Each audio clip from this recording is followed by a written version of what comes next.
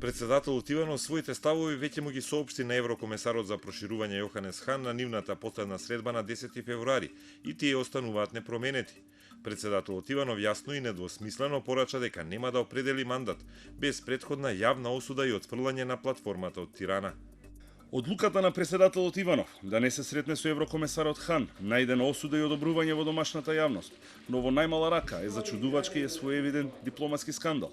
Терминот за средба председателот Иванов им го отстапи на представниците на граѓанската иницијатива за заедничка Македонија, кои бараа средба со еврокомесарот, но веќе беа одбиени. Во архивите од последните неколку години забележани се неколку специфични случаи, каде председателот Иванов не бил толку великодушен кон граѓански иницијативи и здруженија. Од кабинетот на председателот побаравме информација колку иницијативи и барања се поднесени во текот на првиот и вториот мандат и како тој постапил по нив, но не добивме одговор.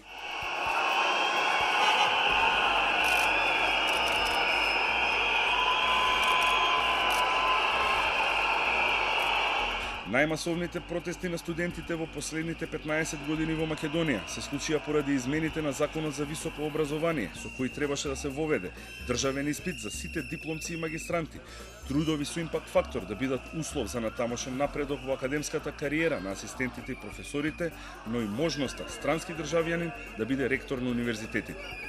На студентскиот пленум му се придружи професорскиот. Тие бараат председателот да стави вето и да го спречи изгласувањето во собранието. Двата пленума сметаа дека клучно е тоа што се нарушува автономијата на универзитетите. Иванов ги прими делегациите на двата пленума, а потоа одлучи да постапи како председател, а не како професор, и ги одби барањата на студентите и академската заедница. Ние пред се професорите, па потоа и ние студентите започнавме со образложение на нашето барање, кое што во основа се состоеше во вето, односно искористување на председателското вето. Со тоа што ние почнавме да ги изложуваме аргументите зошто председателот треба да го искористи неговото вето, односно зошто бараме од него да не го потпише указот за прогласување на законот. Председателот се осврна на некој начин на нашите аргументи, меѓутоа не навлезе премногу во самата материја, туку ни соопшти дека во основа е многу тешко од него да го искористи ветото кое што ние го бараме, пред се поради тоа што тој лично цени дека треба во ситуацијата да се постапи како државник, а не како некогашен професор и член на кадарот на правниот факултет. И поради тоа што тој цени дека дури и непотпишувањето на указот нема да има никаков реален ефект, бидејќи законот едноставно ќе биде прегласан со апсолутно мнозинство во собранието согласно уставот.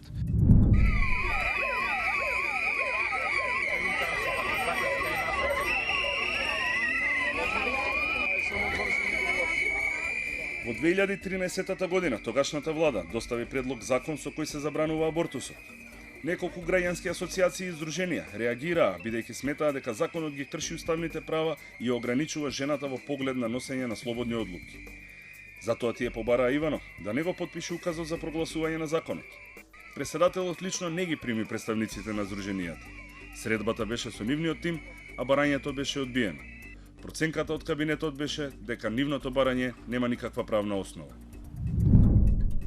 Согласно сите мои уставни и законски одлуки, а преку одлука со која се извршува општ прекин на сите постапки меѓу политичарите и нивните соработници или поддржувачи од спротивставените страни.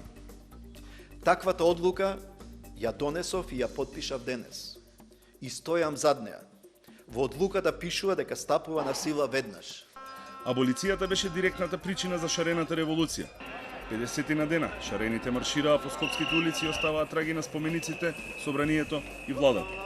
Главно барање беше да се повлече аболицијата. Иванов нити ги прими, нити ги сослуша нивните барања. Напротив, во неколкуте обраќања пред јавноста, тој ги нападна. Секој може да достави акт, иницијатива. Секој може да покрене било што во оваа држава. Зашто се користи улицата? Која користат улицата? Тие што не ги признаваат институциите и сакаат Македонија да ја скршат, да ја направат нефункционална држава, за да оправдат некои други цели кои тврдат дека Македонија не заслужува да има своја држава. Свесни се за чии интереси работат и чии цели остваруваат. Не осудувам, велам, млади луѓе лесно се заведуваат.